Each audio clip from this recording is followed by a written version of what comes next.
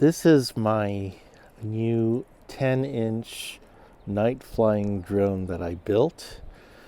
The frame is from AliExpress and it has the 3115 900 kV motors,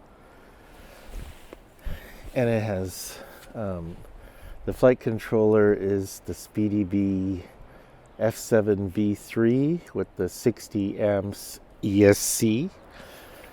It has 2 cameras for night flying. Pull this cap off here. Okay, there we go. So the main camera is the Caddx Infra V2, which I think is the best low light camera on the market right now. And then I also have a thermal camera here. That's the Axisflying 256 thermal camera. And obviously it's a camera with very narrow field of view, so you don't want to use it to fly, but it does it's good for hovering and then looking around. Okay, you can look for heat signatures. Okay, so it's a 10-inch drone again. So I will actually turn the battery on, plug in the battery, and then I can show you some other features. All right, so I'm going to turn on the battery now. I'm using a smoke stopper here.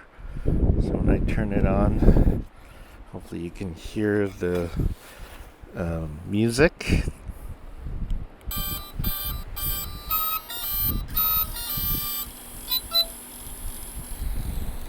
So that was the Star Wars theme. I think the Imperial March theme there that I installed.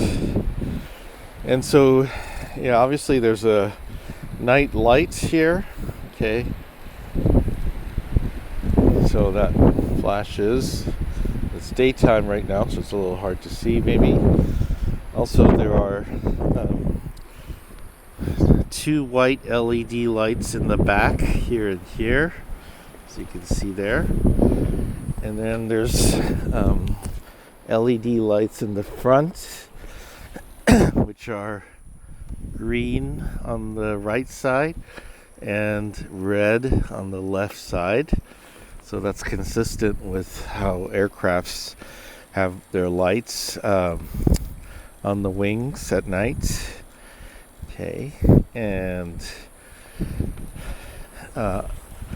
the thermal camera is attached to a servo, so I can control the servo with this dial here on my Radio Master Boxer. So if I turn the dial, you can see the camera looks down, it looks up, it looks down, it looks up. Okay. Then underneath, I installed, or maybe I should go around here. Okay. I'll turn off the lights here. Okay. So underneath, you can see that I installed something else attached to a servo. This is a payload release mechanism that I included. Oops, sorry. Here we go. So yeah, I think, hold on. Okay, so if I turn on the switch on the radio here. Okay, so if I turn it, oops, that's weird. There we go.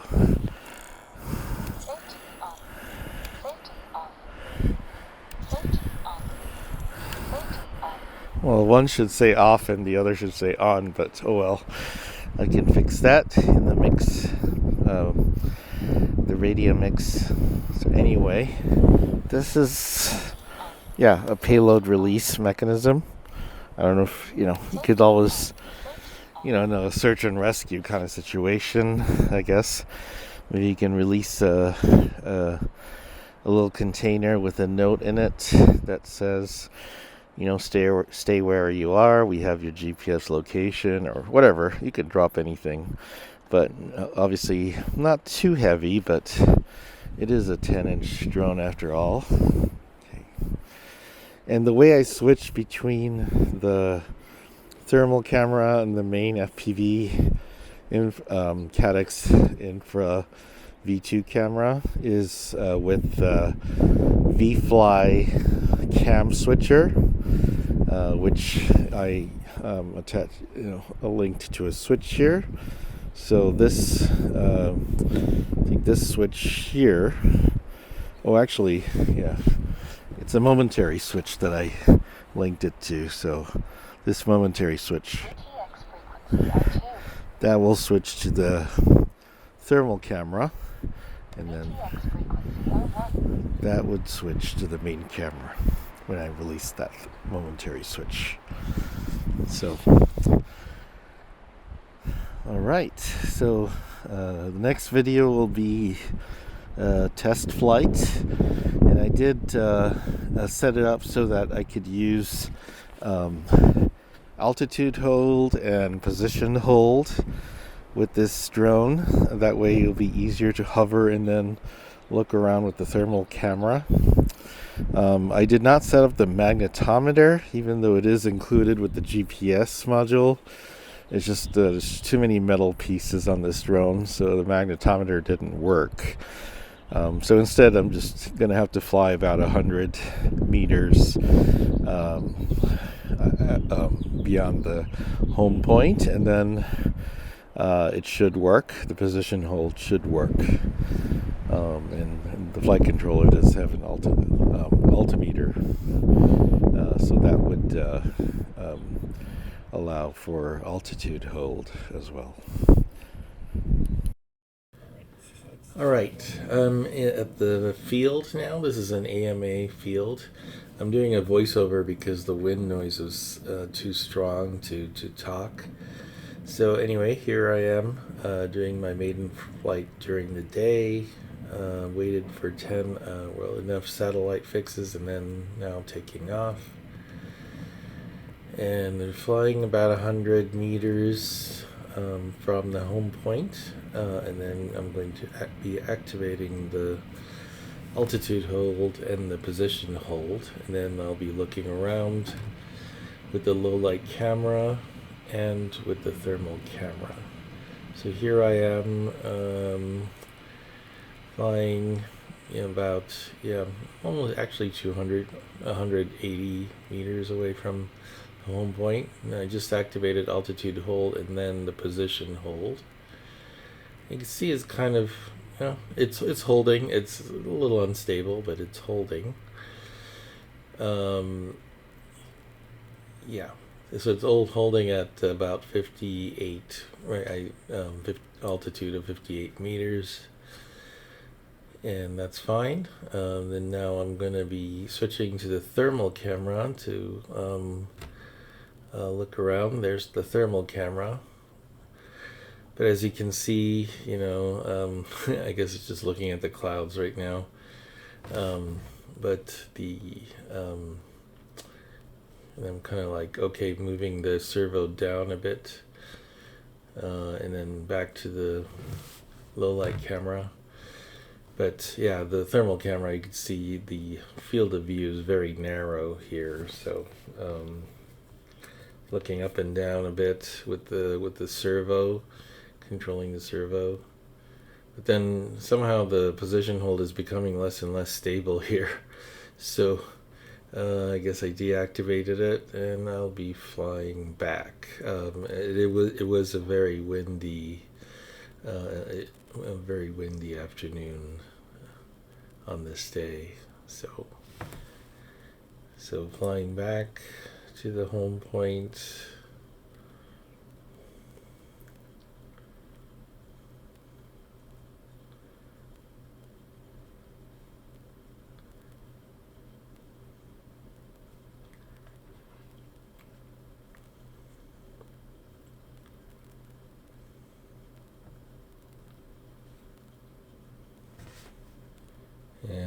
Yep.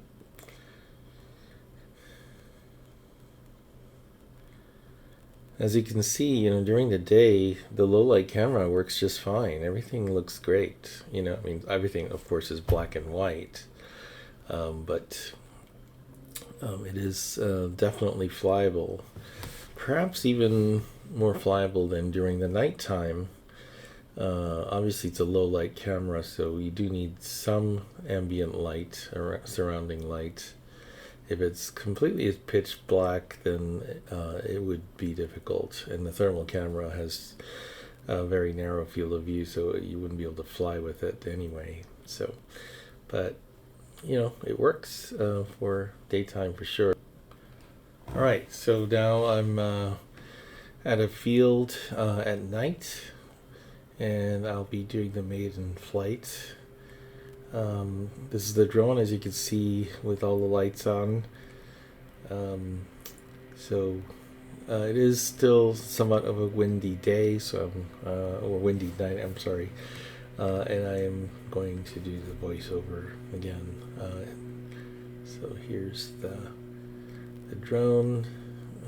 It's all set up here. Okay, and then we're gonna start the flight after waiting for at least 10 satellites to fix. And this, as you can see, was pretty dark, but with the Caddx Infra V2 low light camera, it's pretty good. The visibility is pretty good. So just armed the drone, and I'll be taking off and flying about I think about 180 meters from the home point, and then I will be activating the altitude hold and then the position hold.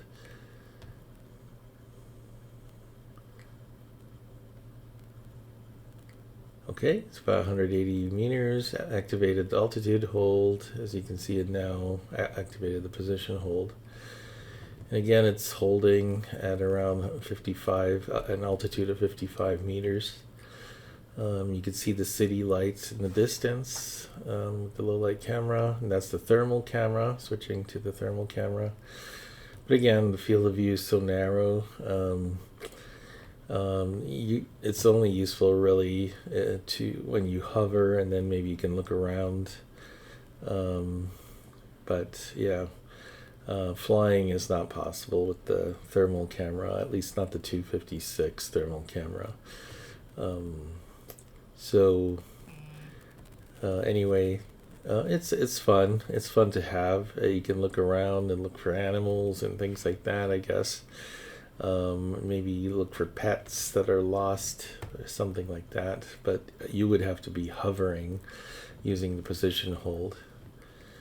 Hopefully on a less windy night. And there are the lights coming from surrounding residential areas and the cars you can see.